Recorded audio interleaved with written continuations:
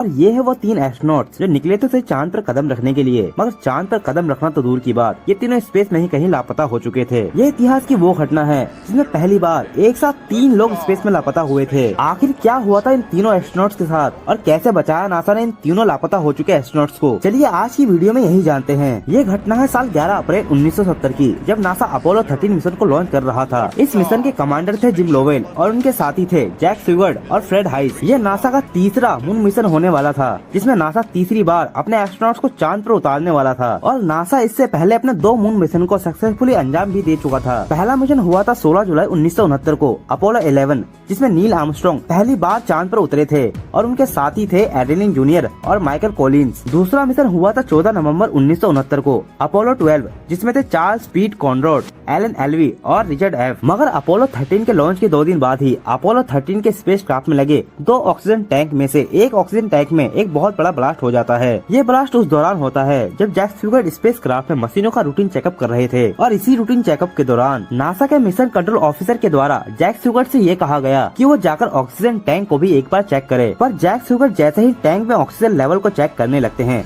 तो टैंक पे लगे वायर की इंसुलिन किसी वजह से जल जाती है और शॉर्ट सर्किट से एक टैंक ब्लास्ट हो जाता है। तभी स्पेस क्राफ्ट में इन्हें एक बहुत बड़ा झटका लगता है और इनका स्पेस क्राफ्ट इन्हें ढेरों वार्निंग लाइट और इंडिकेटर देने लगता है। पहले तो इन तीनों लोगों को कुछ भी समझ नहीं आता कि आखिर स्पेस क्राफ्ट में हुआ क्या है, पर जब मिशन कंट्रोल जिम लोवेल की नजर खिड़की पर पड़ती है तो उन्हें ये दिखता है कि उनके स्पेस क्राफ्ट से कोई गैस जैसी चीज स्पेस में लीक कर रही है। असल में ये गैस जैसी चीज कुछ और नहीं बल्कि ऑक्सीजन थी और जिम लोवेल इस बात को समझ जाते हैं। तभी जिम लोवेल घबराते हुए धरती पर बैठे मिशन कंट्रोल से तुरंत संपर्क करके ये कहते हैं, Houston we have a problem. Jim Lovell बताते हैं कि हम स्पेस में कोई चीज लीक कर रहे हैं, शायद ये ऑक्सीजन हो सकती है। ये बात सुनकर पूरा कैनेडी स्पेस सेंटर शॉक हो जाता है। जैसे जैसे वक्त गुजर रहा था इनका स्पेस क्राफ्ट अपने रास्ते से हटकर धरती और चांद से दूर जा रहा था। ये तीनों एस्ट्रोनॉट धरती और चांद से इतने दूर चले गए थे जहाँ पर आज तक कोई भी इंसान नहीं गया है। धरती पर बैठे मिशन कंट्रोल के सभी साइंटिस्ट इस काम में लग गए कि इस परेशानी को कैसे हल किया जाए जिससे इन तीनों लोगों को सही सलामत धरती पर वापस लाया जा सके। सबसे पहले तो उनके स्पेस क्राफ्ट को स्पेस में दूर जाने से रोकने के लिए उन्हें सर्विस मॉड्यूल को स्पेस क्राफ्ट से अलग करने को कहा जाता है, जिसमें कि ब्लास्ट हुआ था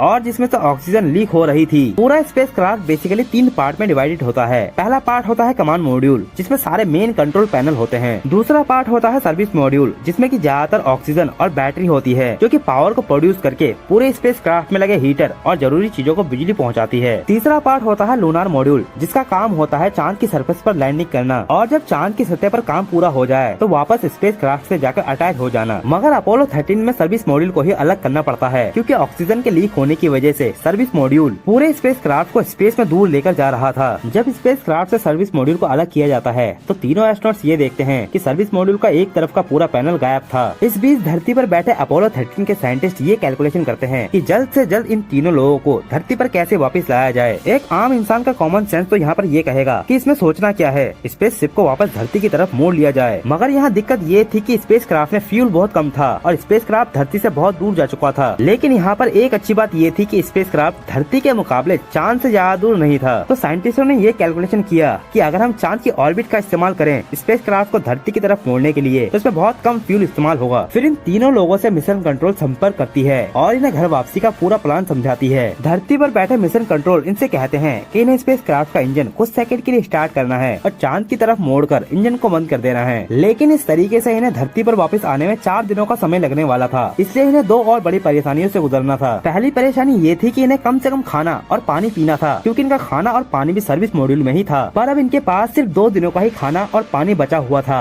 और वो भी सिर्फ 2 लोगों के लिए, जिसे इन्हें मिलकर 3 लोगों को चलाना था। दूसरी परेशानी ये थी कि कम्युनिकेशन सिस्टम को छोड़कर इन्हें स्पेस क्राफ्ट में लगे जितने भी सिस्टम थे जैसे कि नेविगेशन सिस्टम और कंप्यूटर और यहाँ तक कि हीटर को भी बंद करके रखना था, ताकि जब ये धरती पर री एंट्री करें तो री एंट्री से पहले कंप्यूटर पर लैंडिंग प्रोसेस को चालू कर सके। अगर ये ऐसा नहीं करते तो स्पेस क्राफ्ट में लगे पैरासूट बर्फ में जमे हुए रहते और पैरासूट्स को बर्फ से जमने की समस्या से बचाने के लिए पैरासूट्स पर लगे हीटर का चालू होना बहुत जरूरी था और किस लोकेशन पर कमांड मॉड्यूल को लैंड कराना है इसकी जानकारी को भी कंप्यूटर में डालना था। इसलिए इन्हें अपनी बैटरी की बची कुची पावर को बचा कर रखना था। 17 अप्रैल के दिन ये तीनों लोग धरती में री एंट्री करते हैं, मगर मिशन कंट्रोल के जितने भी लोग थे उन सभी के दिल की धड़कनें बढ़ी हुई थी क्योंकि री एंट्री के वक्त इनको कुछ पता नहीं होता है कि आगे क्या होने वाला था। री एंट्री के दौरान 3 मिनट का एक ब्लैकआउट समय होता है। इस 3 मिनटों के दौरान मिशन कंट्रोल ना तो स्पेस क्राफ्ट से कोई कम्युनिकेशन कर सकता है और ना ही स्पेस क्राफ्ट की लोकेशन को ट्रैक कर सकता है। जब कोई भी स्पेस क्राफ्ट धरती पर री एंट्री करता है तो एटमॉस्फेयर पूरे स्पेस क्राफ्ट को जलाने लगता है, जिसकी वजह से स्पेस क्राफ्ट के चारों तरफ का तापमान इतना ज्यादा बढ़ जाता है जिससे किसी भी तरह की रेडियो फ्रिक्वेंसी काम नहीं कर पाती। लेकिन जब ब्लैकआउट का समय खत्म होता है उसके बाद भी मिशन कंट्रोल को स्पेस क्राफ्ट की कोई जानकारी नहीं मिल पाती। सबकी नजर आसमान की तरफ थी। सभी लोग इस बात को लेकर घबराए हुए थे कि क्या स्पेस क्राफ्ट के पैराशूट खुले हैं या फिर नहीं, कहीं स्पेस क्राफ्ट धरती से टकरा तो नहीं गया है। मगर 4 मिनट 27 सेकंड के बाद तीनों एस्ट्रोनॉट मिशन कंट्रोल से संपर्क करते हैं और कहते हैं हम तीनों लोग बिल्कुल ठीक हैं और हम धरती पर दाखिल हो चुके हैं। उसके बाद मिलिट्री और बचाव टीम के लोग तुरंत लैंडिंग लोकेशन पर जाकर इन तीनों लोगों को रेस्क्यू कर लेती है। तो ये थी दोस्तों अपोलो 13 की पूरी कहानी। और अगर आप ये जानना चाहते हैं कि डायनासोर के गायब होने की असली वजह क्या थी तो आप इस वीडियो को देख सकते हैं।